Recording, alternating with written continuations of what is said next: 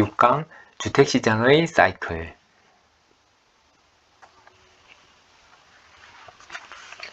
자, 이전에 앞 강의에서 우리가 집을 어디를 사는가가 중요한 것이 아니라 언제 사는가가 중요하다고 이야기를 했었죠. 그러면은 언제 사는가가 중요한지는 알겠는데, 그러면 실제로 언제 사야 될까요? 그리고 또 언제 팔아야 될까요? 우리나라는 주기적으로 집값이 폭등하고 폭락하는 것을 경험을 해왔습니다. 노태우 정권 때 이제 집값 급등이 큰 사회적 문제가 되어서 그 주택 200만 호 공급 공약이 나왔었죠. 그리고 이때 만들어진 일기 신도시가 입주를 하면서 그 이후에 집값은 90년대 동안 계속 하락 안정세를 유지를 했었습니다. 그리고 이후에 노무현 정권 때 또다시 집값이 급등을 했었는데, 이제 이때도 이제 2008년도 금융위기와 또 2기 신도시 입주가 맞물리면서 집값이 다시 하락세로 전환이 되었습니다. 그리고 이렇게 해서 쭉 이제 하락 안정이 되어 있다가 이제 2013년도에 다시 집값이 이런 하향 안정세를 멈추고 반등을 하기 시작한 이후에 이제 현재까지 계속 큰 하락 없이 상승을 해오다가 최근에 글로벌 신용 수축 국면에 맞아서 집값이 이제 조정을 받고 있는 그런 상황입니다.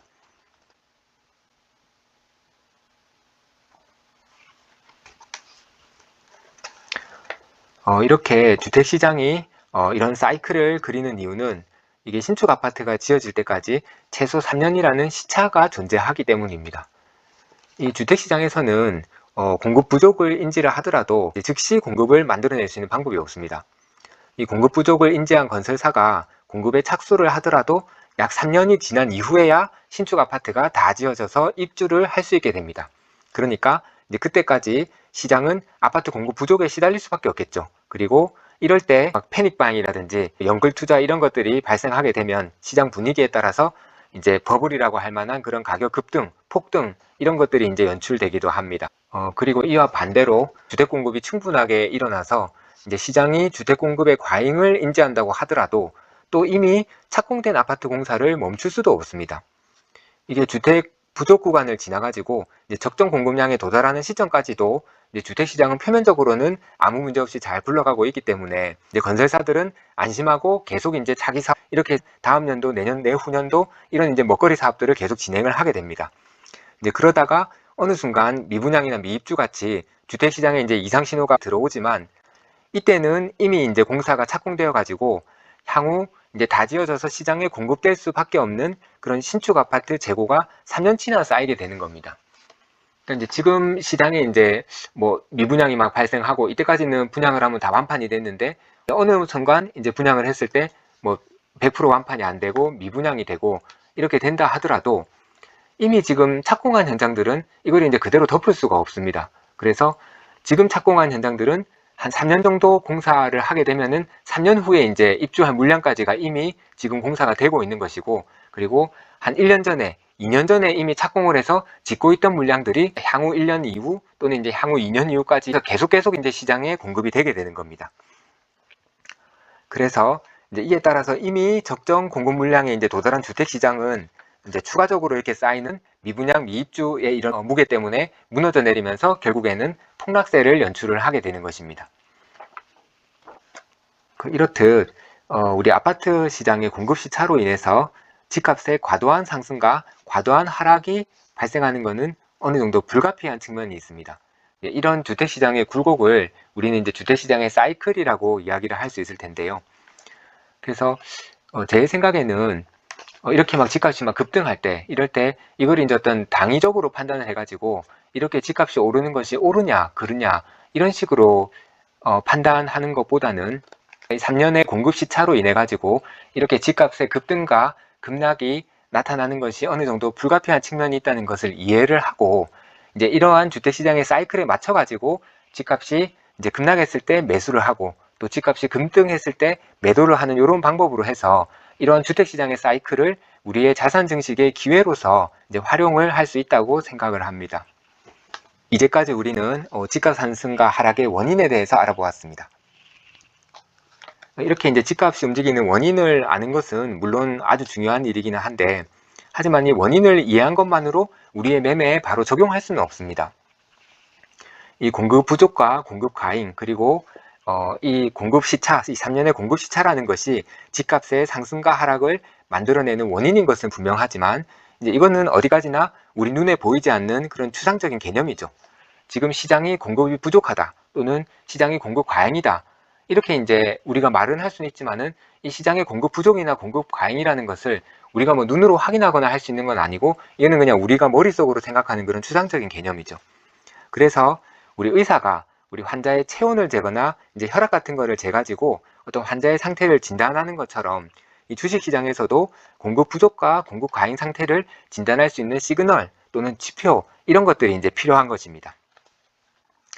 그리고 우리가 지금 1강부터 6강까지 오면서 이제 여러 번 강조해 왔듯이, 이런 주택시장의 수급 상황에 대해서 가장 중요한 시그널은 바로 이제 전세가입니다.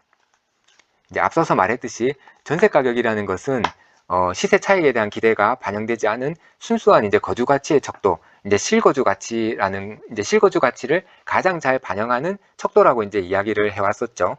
그래서 이 실거주 가치라는 것을 이제 구성하는 어떤 요소들이 뭔지를 생각을 해보면, 뭐 이제 실거주 가치라고 했을 때 우리가 생각하는 것들이 교통이라든지 학군이라든지 어떤 주변의 편의시설이라든지 이런 것들도 있을 수 있지만, 사실은 이 실거주 가치에서 가장 큰 비중을 차지하는 것은 바로 주택시장의 수급 상황입니다. 이 매매가 같은 경우에는 현재 시장의 주택 수급 상황뿐만 아니라 그 미래의 시세 차익에 대한 기대감 같은 것들도 이제 반영이 되기 때문에, 하락기 때는 이제 투자 심리가 더 위축되어 가지고 실제 주택시장의 수급 상황보다도 더 과도하게 침체가 될 수도 있고, 또 반면에 상승기 때는 막 패닉 매수, 영끌 매수 이런 것들이 발생하다 보니까 실제 그렇게 주택수가 많이 부족한 것이 아니라고 하더라도 과도하게 상승하는 경우도 있습니다. 하지만 이제 전세 가격 같은 경우에는 이렇게 이제 주택 매매 시장의 분위기와 무관하게 철저하게 이 주택 시장의 수급 상황, 현재 주택 시장의 수급 상황을 반영해서 움직이는 것이기 때문에, 이제 우리는 이 전세 가격을 주택 시장의 수급 상황을 파악하는 지표로서 활용을 할 수가 있는 것입니다. 자, 그래서 이제 이 전세가 또는 이제 전세가율이라는 이 지표를 이용해서 매수 타이밍을 잡는 방법, 이제 다르게 말하면 이제 언제 사야 하는가에 대해서 판단하는 방법에 대해서 생각을 해보면, 이것은 이제 두 개의 단계로 나누어 가지고 생각을 해볼 수 있을 것 같습니다. 우선 전세 가격의 절대값이 오르고 있는가 떨어지고 있는가에 대해서 판단을 해봐야 되는데요. 이 전세 가격의 절대값이 이제 오르고 있는 상황 동안에는, 이제 전세값이 상승하고 있는 동안에는 기본적으로 주택시장이 상승 국면에 있다고 판단을 해야 되고, 주택시장이 상승 국면에 있는 동안에는 기본적으로 매수 관점으로 접근을 해야 합니다. 물론 이제 전세 가격이 지금 상승하고 있다고 하더라도 매매가가 반드시 상승하는 것은 아닙니다. 이제 매매가가 그냥 오르지 않고 정체되고 있을 수도 있고, 매매가가 물론 같이 상승할 수도 있고, 매매가가 과도하게 이미 오른 상태였다고 하면 전세가가 오르고 있는 동안에 매매가가 조정을 받아서 하락을 할 수도 있습니다.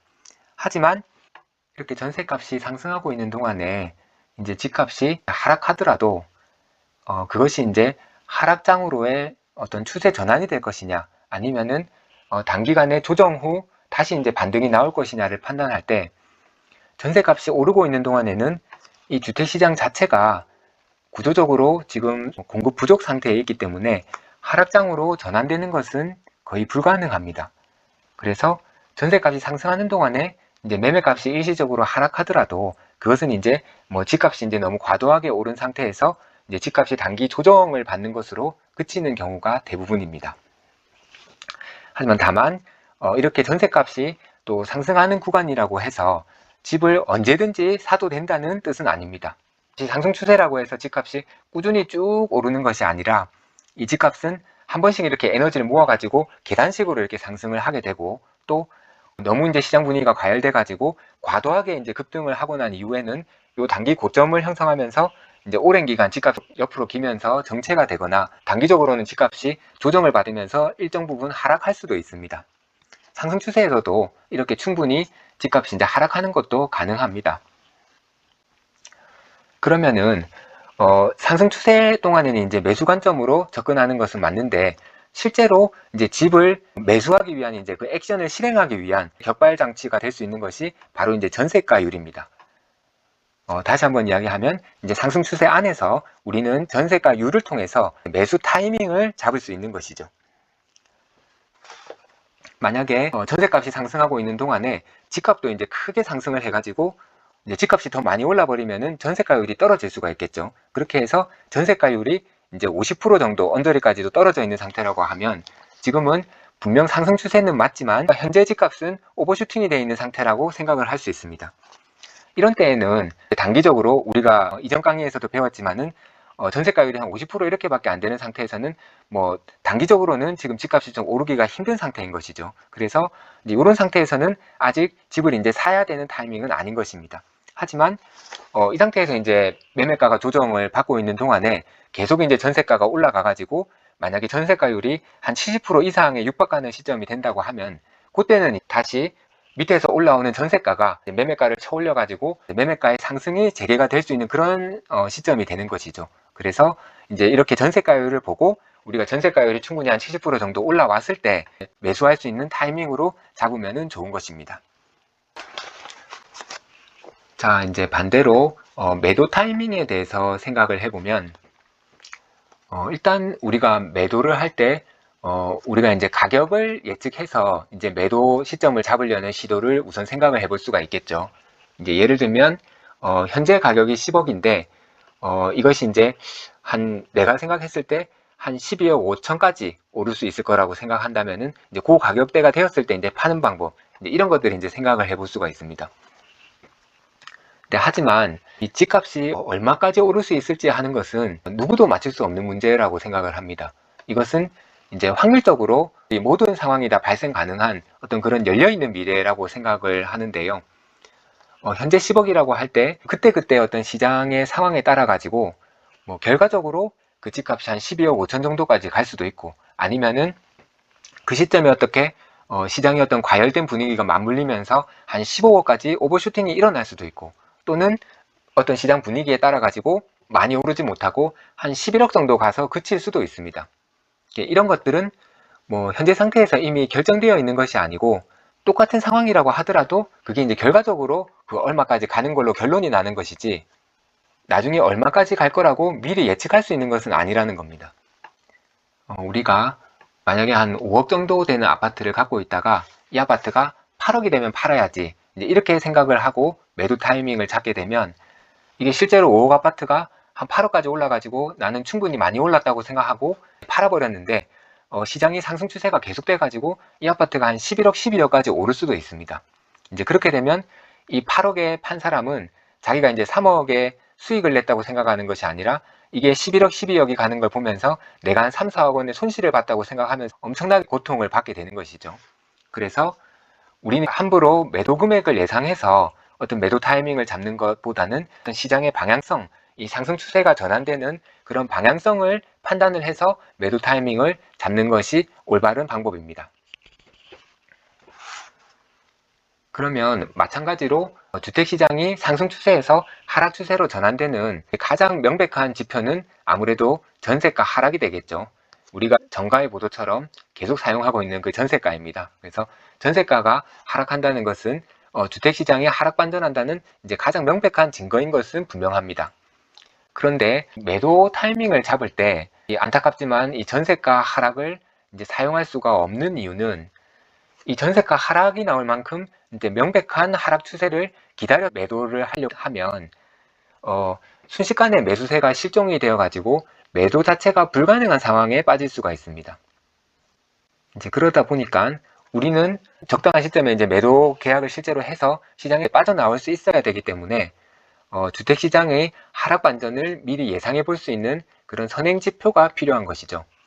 그래서 이제 우리나라 주택시장에서 생각해 볼 수 있는 주택시장 하락의 선행 지표는 우리나라 이제 역사적으로 우리나라 주택시장을 기존에 이제 하락 반전시켰던 것들을 이제 살펴보면 이제 결국 이제 1기 신도시의 입주 그리고 2기 신도시의 입주 같은 이런 대규모 입주 물량이 집중되었을 때 이럴 때 우리나라 주택시장의 추세 자체가 이제 하락으로 반전이 될 수가 있었습니다. 그래서 만약에 우리의 이런 주택시장의 역사의 어떤 경험이 현재도 여전히 유효하다고 생각을 하면 이번 현재의 상승장도 마찬가지로 이제 상기 신도시나 또는 대규모 재건축 재개발의 입주, 이런 것들이 이 주택시장의 하락을 결국 만들어낼 수 있을 것이라고 생각을 하고, 이제 이런 것들은 또 우리가 뉴스에서 쉽게 접할 수가 있습니다. 우리가 뉴스나 신문이나 이런 곳에서 이제 쉽게 접할 수가 있는 것들이기 때문에 이런 예정 입주 시기에 한 1년이나 2년 전 정도를 이제 선행 매도 타이밍으로 잡을 수가 있을 것입니다.